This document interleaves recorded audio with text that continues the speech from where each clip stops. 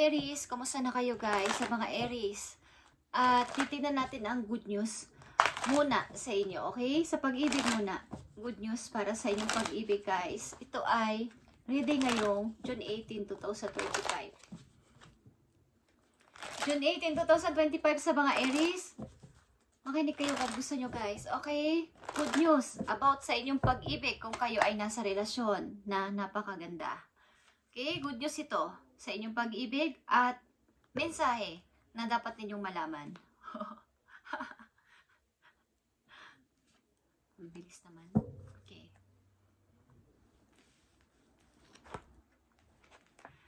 Okay guys, good news, ito ang Cupid. Love is in the air when Cupid's around. Yeah.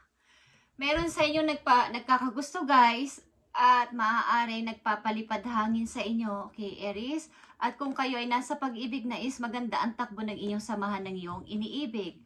At nandito din ang trust. You need to have trust in relationship in order for it to flourish. Okay? Kung kayo ay nasa relasyon na, kayo ay high level na ang inyong pagsasama or connection. Maaaring engage na kayo ng person na to at mayroon na kayong singsing na dalawa. At may mga flower dito. Okay? Mapagbigay ng flower ang inyong kasintahan. Aries, kayo ay nagkakaroon ng obstacle ng tao na to but look for ways around the obstacle to find happiness. Ito ay kaakibat na ng isang relasyon, ang obstacle, yung mga problema. Kung ito ay inyong bibigyan ng pag-uusap, communication na maganda sa isa't isa is magiging okay ito at mariresolbahan naman. Okay, Aries? Itong relasyon na to ay napakaganda at maaaring kayo ay engaged na ng tao na to. Maaaring bigay ito sa'yo ni God at ito ay hiniling mo sa Kanya. Okay? Maaaring ang relasyon na to ay hiniling nyo kay God kaya maganda ang takbo ng inyong relasyon. Guys, tignan natin to. Mga good news sa pag-ibig ng mga Aries. Tignan natin ang inyong pag-ibig. Para sa pag-ibig ng mga Aries, titignan natin ito kung ano nang kahihinatnan ng inyong pag-ibig na to.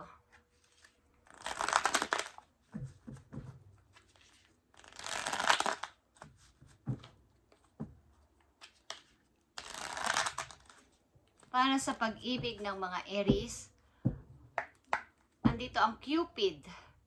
Andito ang trust, guys.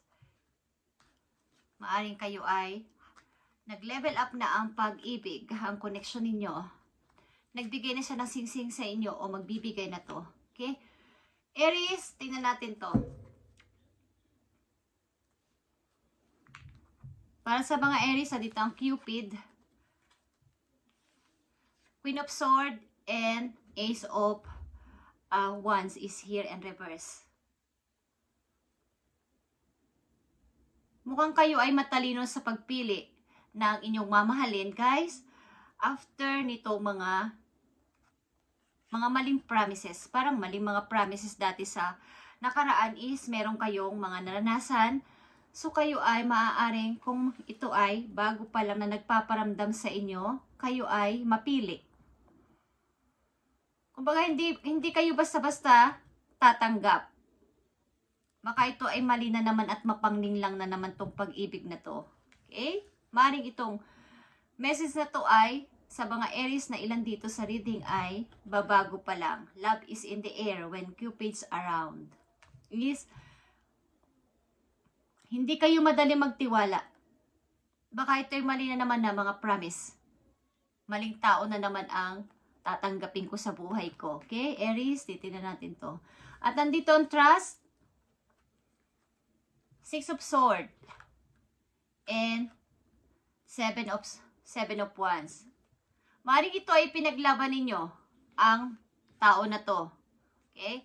Pinaglaban nyo sa napakaraming taong humahadlang sa inyong pag-ibig, guys. So, sasama kayo sa tao na to o so sumama na kayo sa malayong lugar o sa mga sa isang peace na lugar. na walang mga gulo. Ang tao na to ay pinaglaban nyo sa nakakarami para kayo ay magtagumpay ang inyong pag-ibig. Di ko alam kung pagsama nyo sa tao na to kasama nyo ang inyong anak sa pag-alis, mukhang against ang mga tao sa paligid, maging ito man ay pamilya ninyo, member ng family ninyo, o mga taong may ayaw sa relasyon na to ay pinagtanggol nyo o pinagtatanggol nyo ang isa't isa para sa pag-ibig na to. Para ito ay, you need to have trust in relationship in order for it to flourish. Para lalo pang yumabong ang inyong pag-ibig o mag-grow pa.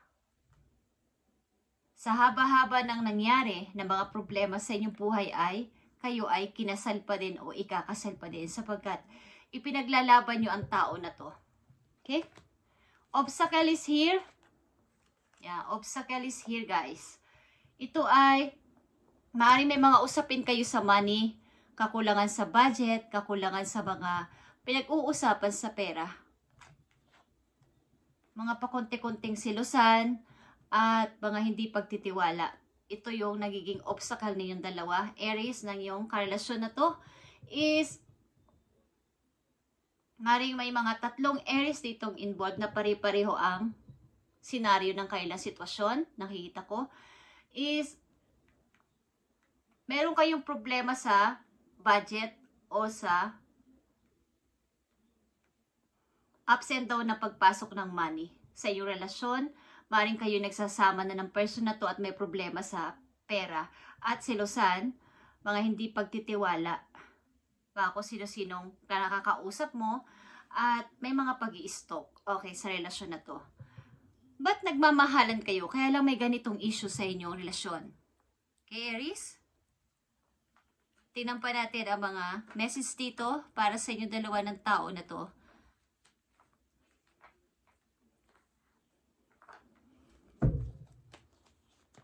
Sa ilang Aries na nandito ay mayroong umaali-aligid sa inyo o mayroong nagkakagusto sa inyo. Ano man ang inyong kasarian na Aries, lalaki man kayo, babae, straight man kayo o hindi, is kasali kayo sa reading na to, okay? Kung ganito inyong sitwasyon.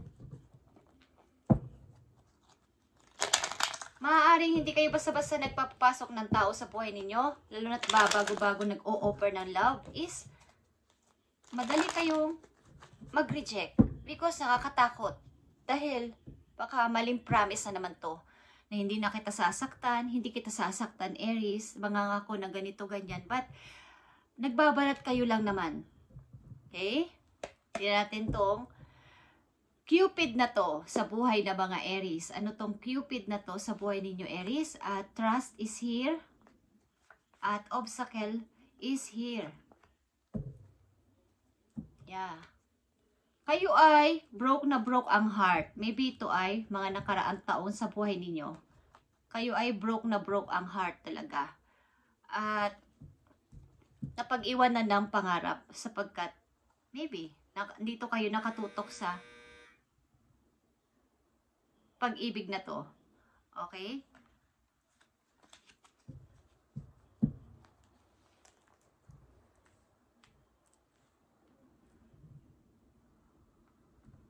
Message for Aries.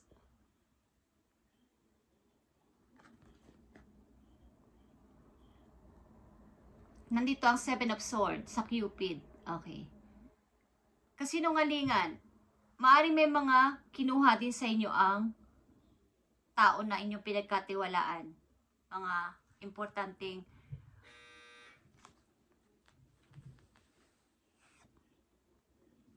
importanteng bagay sa buhay ninyo. Okay? Nagsinungaling sa inyo, guys. Kaya ang hirap magtiwala at hindi kayo basta-basta nag-i-entertain ng mga bagong taong dumarating sa inyong buhay. At nandito ang trust. Yeah. Talagang kayo ay nag-impake at sumama sa person na to. Iniwan nyo ang mga bagaheng mabibigat sa buhay ninyo at sumama kayo sa tao na to. Magre-relocation kayo. Maybe with him or with her. Ito ay something relocation. Ipinaglalaban nyo ang tao na to sa nakakarami. At maaaring kayo magpapakasal o nagpakasal na o magsasama. Okay? Kayo ay lilipat. with him or with her. At nandito ang obstacle. Nakita nyo? Two of Swords. Bagamat mahal nyo ang isa't isa, katulad ng sinabi ko, andito yung mga obstacle talaga sa inyong relasyon. Kaya, this time, maaaring kayo ay nag-iisip-isip na kung iiwan ko na ba ang tao na to o dito ko mag-i-stay. Sapagkat ang ilang Aries na nandito sa obstacle na to ay may pinamimilian na, okay? Something na may pinamimilian na kayo sapagkat may ganito ng issue sa inyo. Mag-i-stay pa ba ako dito?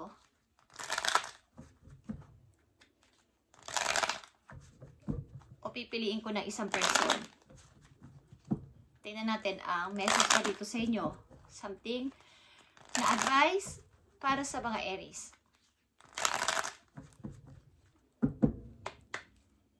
Aries, advice sa inyo guys.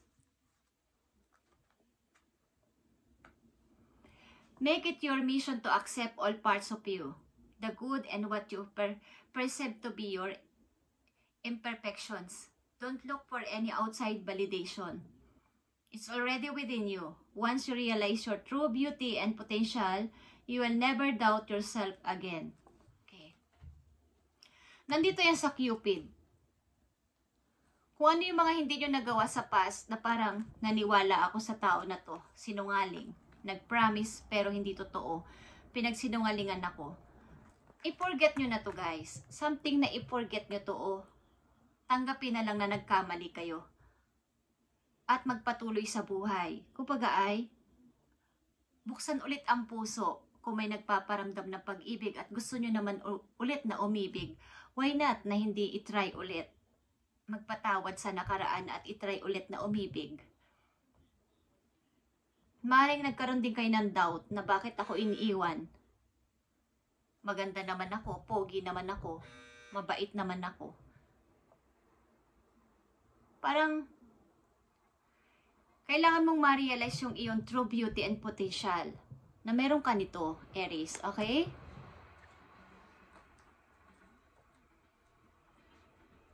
May nagdo-doorbell sa kabilang bahay at napakaingay guys.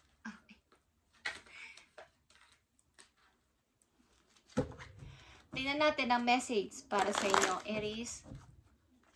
Mga paalala ito para sa inyo.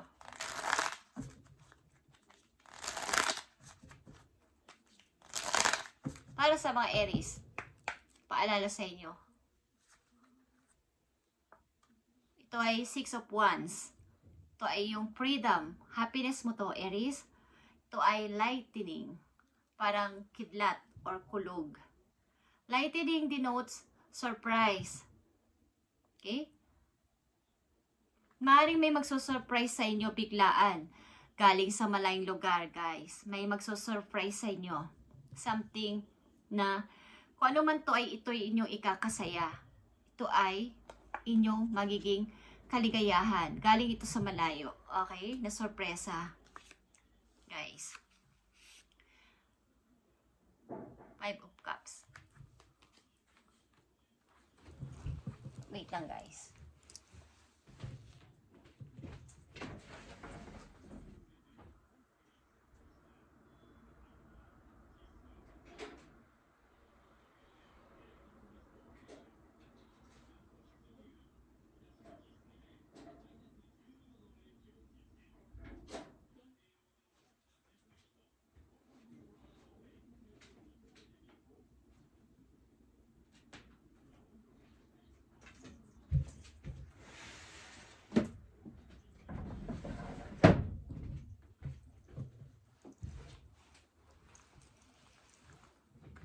Sorry guys. At silipin natin ang inyong career.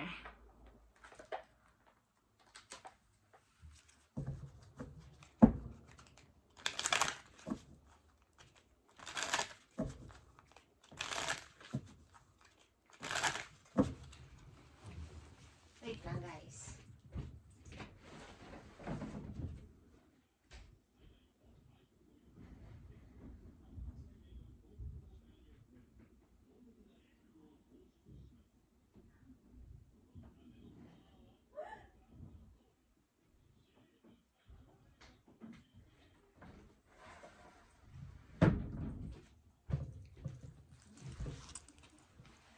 Pasensya na, guys.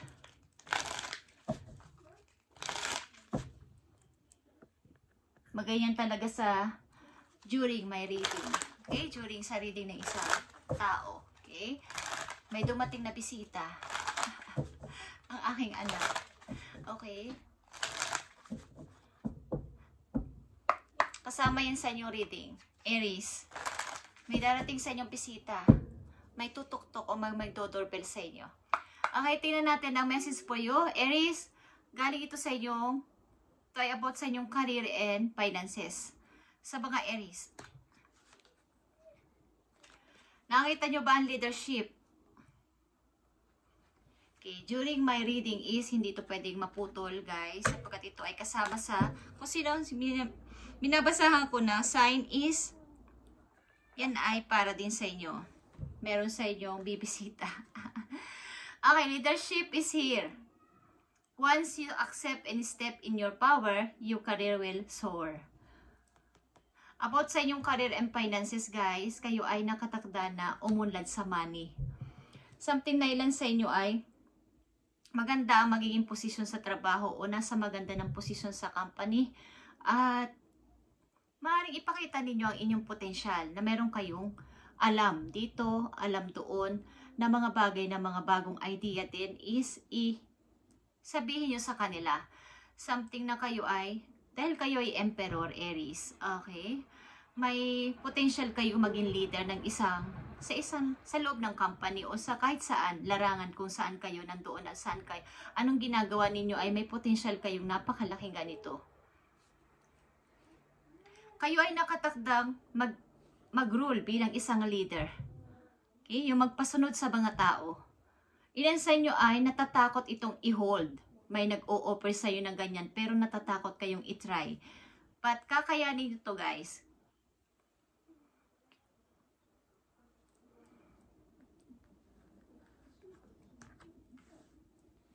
Nandito din ang 7 of Wands. Kumbaga, kahit saan kayong larangan pumasok, pag-ibig man ito is maraming naiinggit sa inyo at maraming may ayaw kung nandun kayo sa tao na yon o nandun kayo sa company na yon. Ayaw nilang maganda yung magiging buhay nyo kasama ang person na yon. Okay? Kayo ay nakatakdang maging isang leader. Something na may, kahit saan man yan larangan, online man yan o kahit saan sa trabaho, sa mga ginagawa nyo is, may mga taong nakikinig at parang hihingi ng idea sa inyo about sa inyo mga ginagawa. Dahil yan ay inyong nature. Okay? Kayo ay emperor. Mas mataas kayo sa mga kings, guys. Yan ang tandaan ninyo. Kaya huwag kayong matakot kung may nag-o-offer na mga ganitong bagay sa inyo na ikaw yung mamuno dito. Yun na yung umpisa, guys. Na kayo ay matitrain doon na maging isang leader. Kahit sa larangan yan is nakatakda talaga kayo maging leader. Isang message na lang po yung Aries para sa inyong reading today, June 18, 2025. June 18, 2025. Thank you. Nandito ang Jaguar. Guys, nakikita nyo ba to? Guys. Leadership. Nakikita nyo ba yan, guys? Dalawa ang leadership dito at nagpapatunay ito na kayo ay talagang magtatagumpay at magkakaroon ng tagasunod. Baga, kayo yung mamumuno. You have come into your own power. Now is the time to take the lead of situation and be strong. Using the power of intentions. Be clear with your purpose and define where you are heading. Okay, guys? Thank you, Spirit, and thank you, Lord. Sa ibibigay mo ito sa mga Aries at sila ay tataas maybe ang posisyon sa trabaho. Kung saan man tong larangan na kailang ginagawa ay magkakaroon sila ng mga tagasunod at mga makikinig sa kanilang mga ideas at mga isi-share kung ano man to. Thank you, Aries, at i-manifest nyo to sa pagiging isang leadership. Kayo ay magiging leader. Ano man to? Online man to? Saan man to? Kayo na larangan nandoon sa marketing something, ako na naririnig, is magiging leader kayo dito. Promise. Thank you and God bless, Aries.